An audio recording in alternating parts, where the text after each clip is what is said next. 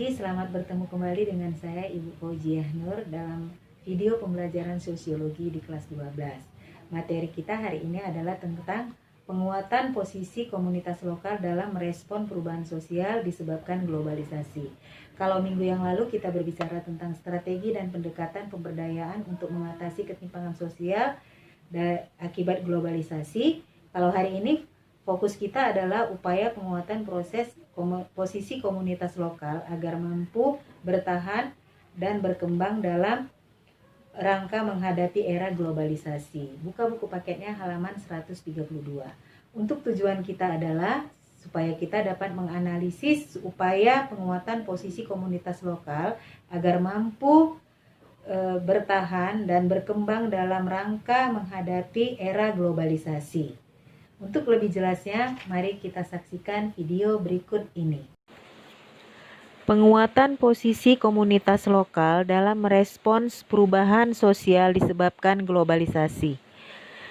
Adanya anggapan bahwa globalisasi dapat merusak komunitas lokal yang sudah ada sebelumnya tidaklah semua benar, karena globalisasi juga memiliki peran dalam membentuk komunitas lokal yang lebih maju. Hal ini disebabkan globalisasi menjadikan semakin mudahnya anggota komunitas untuk melakukan sesuatu. Salah satunya berkomunikasi melalui jaringan internet.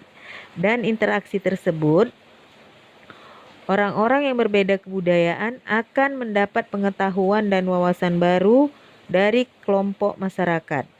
Bertambahnya pengetahuan dan wawasan memiliki dampak positif pada kehidupan komunitas lokal, tetapi juga sekaligus dapat menimbulkan pengaruh negatif.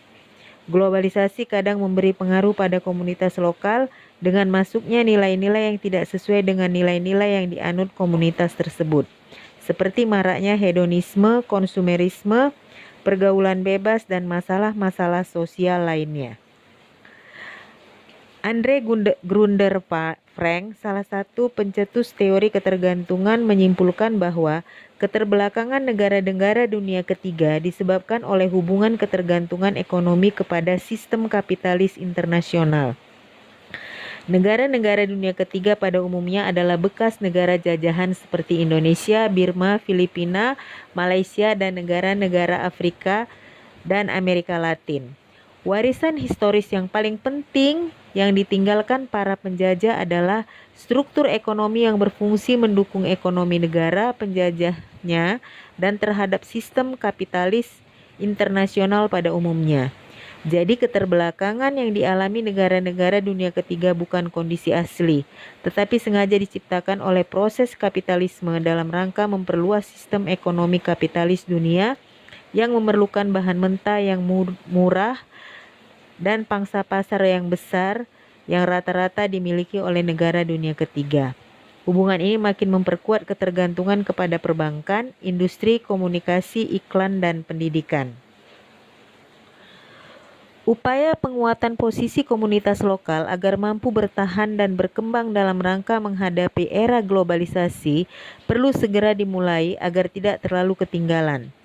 Menangani komunitas lokal di Indonesia tidak dapat digeneralisasi masalahnya, karena setiap komunitas memiliki kondisi karakter yang berbeda.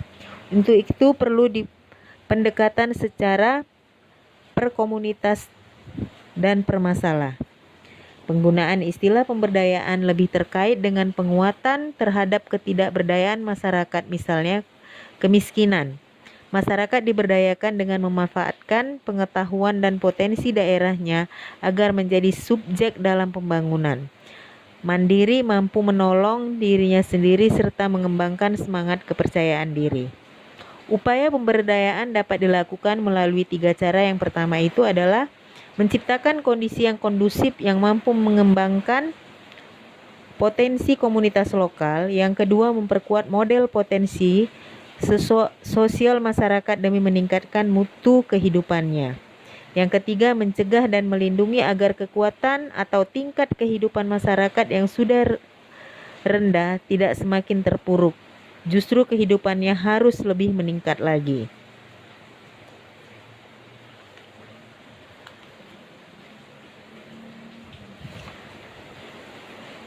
Ketimpangan sosial oleh pihak-pihak tertentu sengaja dipertahankan dalam rangka tetap mempertahankan status quo. Maka dari itu, upaya penguatan posisi komunitas lokal tidaklah mudah. Upaya penguatan posisi komunitas lokal harus dimulai dari adanya dukungan kondisi struktural, objektif, dukungan ideologis, dan reformasi sosial. Masyarakat lokal di Indonesia adalah masyarakat yang menempati atau tinggal di kawasan tertentu seperti masyarakat petani, masyarakat nelayan, dan masyarakat industri. Contohnya, masyarakat petani di Indonesia pada umumnya memiliki posisi tawar yang lemah karena kurang memiliki akses pasar, informasi pasar, dan permodalan, sehingga harga dari produknya ditentukan oleh pihak-pihak lain. Penguatan posisi tawar petani melalui kelembagaan merupakan suatu kebutuhan yang sangat mendesak dan mutlak diperlukan agar mereka dapat bersaing dalam melaksanakan kegiatan usaha dan dapat meningkatkan kesejahteraan kehidupannya. Sampai kita pada kesimpulan di hari ini tentang penguatan posisi komunitas lokal harus dilakukan oleh pemerintah dan masyarakat itu sendiri. Secara konstitusi, pemerintah memiliki tugas dan wewenang melalui departemen dan dinas-dinas terkait lainnya dalam upaya pemberdayaan masyarakat. Peran pemerintah dalam hal ini diantaranya adalah mengarahkan masyarakat untuk berpartisipasi dalam penguatan posisi komunitas lokal agar mampu merespon perubahan sosial ke arah kehidupan yang lebih sempurna.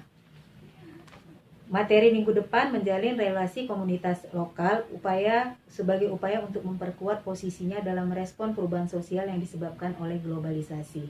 Kita kembali ke Discord untuk pendalaman materi dan tugas-tugas yang harus diselesaikan.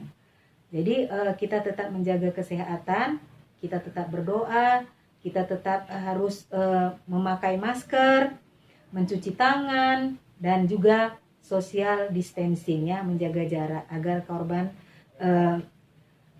COVID-19 ini cepat berkurang dan kita bisa saling belajar bertatap muka. Terima kasih atas segala perhatiannya. Selamat pagi dan tetap semangat.